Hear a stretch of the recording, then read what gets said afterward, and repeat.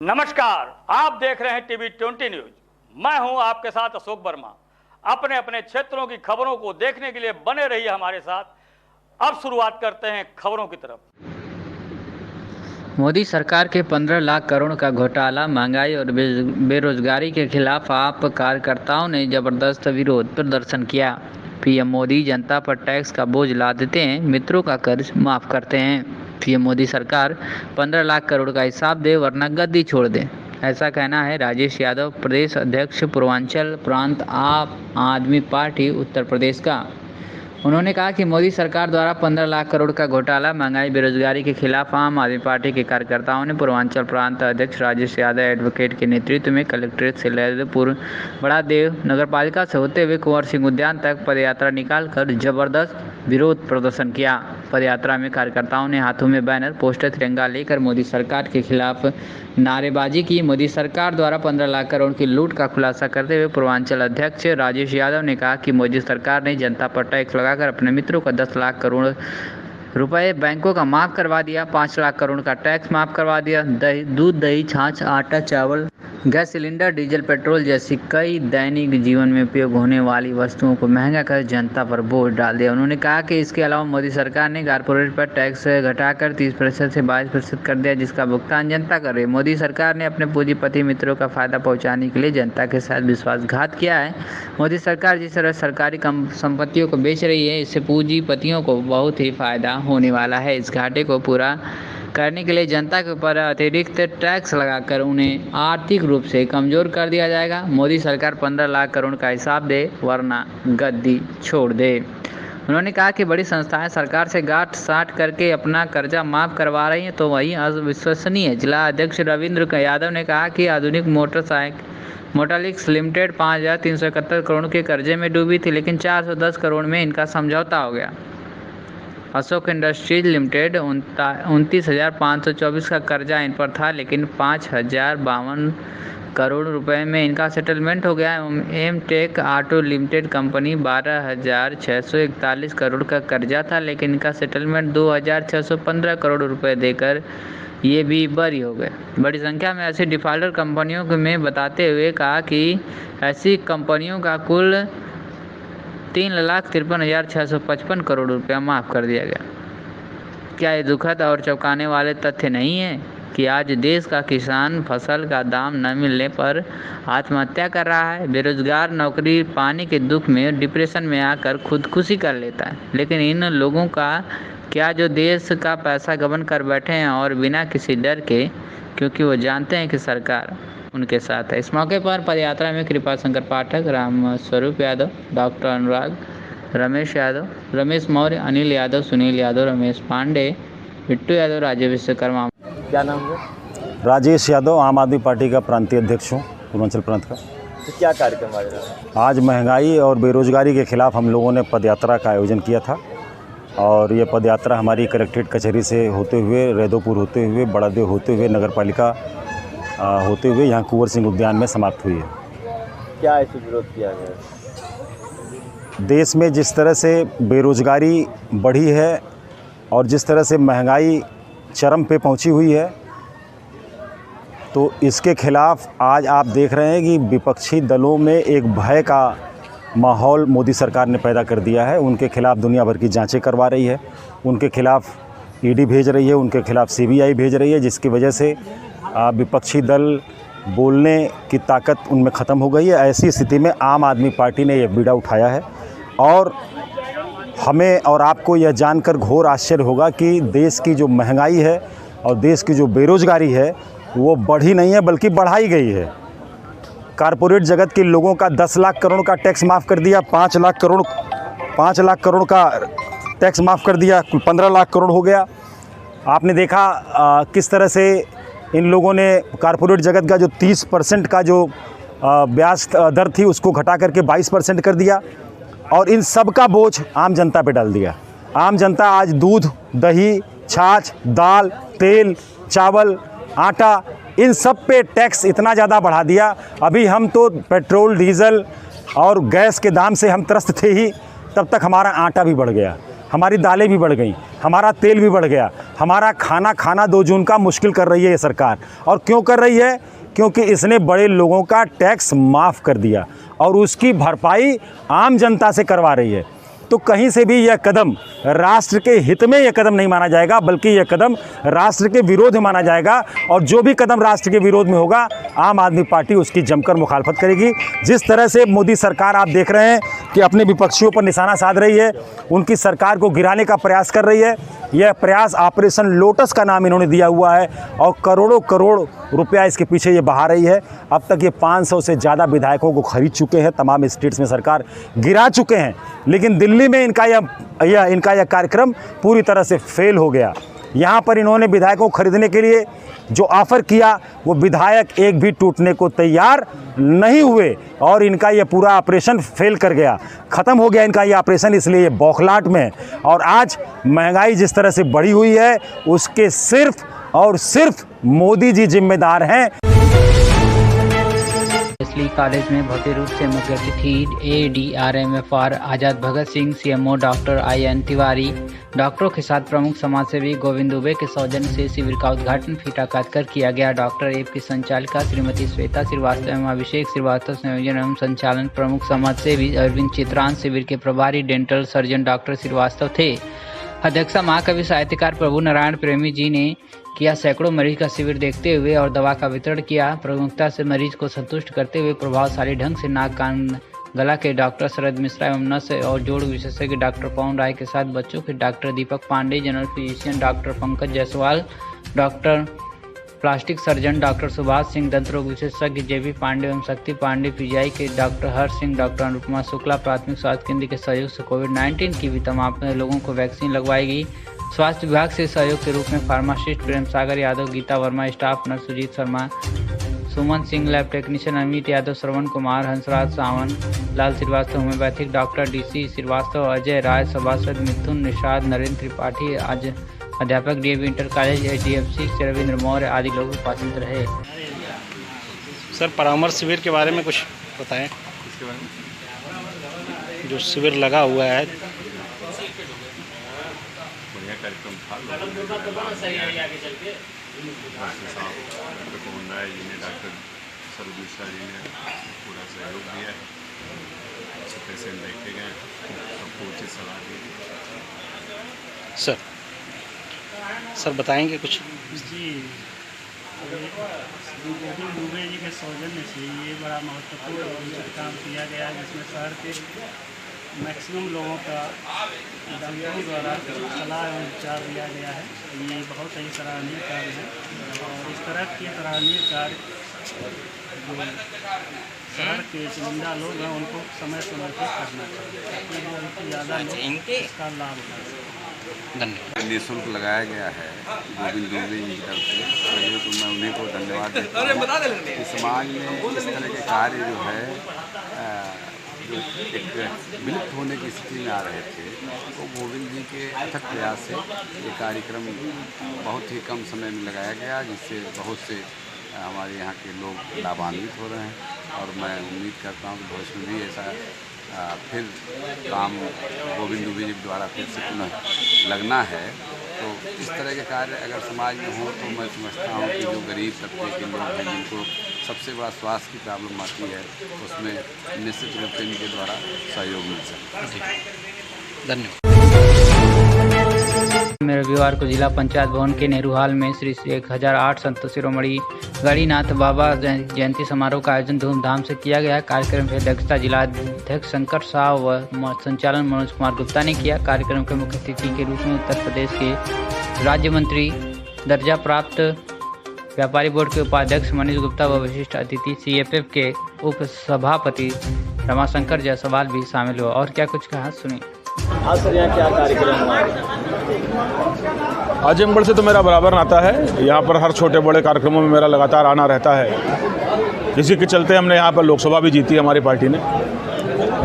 आज भगवान गणिनाथ जी का, संत शिरोमणि पलटू दास जी का और सामाजिक कार्यक्रमों में सम्मिलित रहने वाले, समाज की सेवा करने वाले लोगों का एक सम्मेलन है। उस समारोह में मैं आया हुआ हूँ। जिसमें समाज को नई दिशा देने और जनता और आम समाज की सेवा करने के लिए संदेश देने के लिए मैं आया हूँ। क्या उद्देश्य है इस कार्यक्रम का उद्देश्य तो यहाँ के जनमानस की और भलाई के लिए है और उत्तर प्रदेश सरकार के माननीय मुख्यमंत्री महंत योगी आदित्यनाथ जी की तरफ से, उत्तर प्रदेश सरकार की तरफ से मैं यहाँ के लोगों को ये आश्वस्त करना चाहता हूँ कि यहाँ के लोगों की जो भी समस्याएं होंगी उत्तर प्रदेश सरकार उन सारी समस्याओं का लगातार निराकरण किया है। इसके चलते उन्होंने इतना प्रेम दिया है, उसी क्रम में यहाँ और विकास के कार्य होते रहेंगे। अभी आम आदमी पार्टी धरना प्रदर्शन कर रहे हैं, महंगाई को लेकर धरना लगातार चले, क्या इस पर कहना? आम आदमी पार्टी का तो अपना खुद का कोई चरित्र नहीं है, उसके मंत्री पकड़े जा रहे हैं, उसके मंत्रियों के छापे पड़ रहे हैं, दंगा कराने के उनके वीडियो वायरल हो रहे हैं, तो वो लोग समाज के विषय में ऐसे बातें ना बोलें तो ही ज़्यादा बेहतर है। सत्यनारायण पांडे के आजमगढ़ आगमन पर MS डिग्गल कॉलेज स्कूल बाज बहादुर में आयोजित बैठक में कांग्रेसियों ने फूलमालाओं से लाद कर उनका स्वागत किया।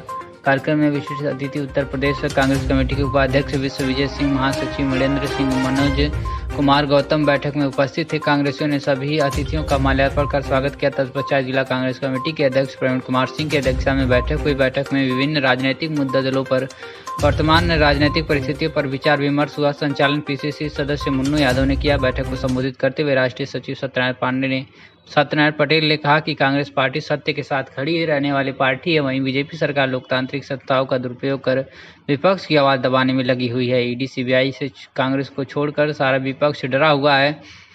सिर्फ कांग्रेस पार्टी तानाशाह सरकार के विरुद्ध सड़क से संसद तक संघर्ष कर रही। सोनिया गांधी जी और राहुल गांधी जी के आह्वान पर 4 सितंबर 2022 को दिल्ली के रामलीला मैदान में महंगाई तथा हल्ला बोल रैली का आयोजित किया गया था। आजमगढ़ कांग्रेस के पूर्व के संघर्षों को देखते हुए हमें विश्वसनीय है कि रामलीला मैदान में आजमगढ़ कांग्रेस की ऐतिहासिक भागीदारी होगी। बीजेपी सरकार को महंगाई कम करने के लिए कांग्रेस पार्टी वादा करेगी।